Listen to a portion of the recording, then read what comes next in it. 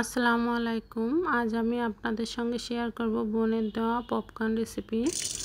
প্রথমে হচ্ছে কড়াইতে একটু তেল দিয়ে গরম করে নিতে হবে।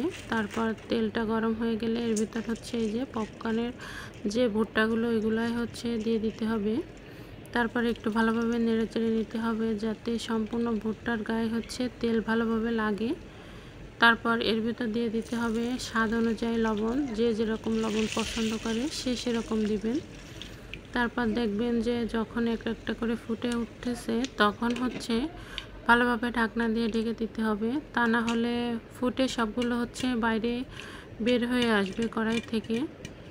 আর ঢেকে দিলে সম্পূর্ণ ভুট্টাগুলোই হচ্ছে ভালোভাবে ফুটবে, একটাও হচ্ছে না ফুটা হবে না। আর এই যে দেখেন, এই যে তৈরি হয়ে গেল হচ্ছে পপকর্ন। দেখেন একটাও কিন্তু আস্ত নেই, ভুট্টা সবগুলোই হচ্ছে ফুটে গেছে আর অনেক মুচমুচেও হয়েছে। এই যে তৈরি হয়ে গেল পপকর্ন।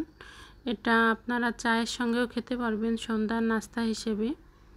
সম্পূর্ণ ভিডিও দেখার জন্য অসংখ্য ধন্যবাদ।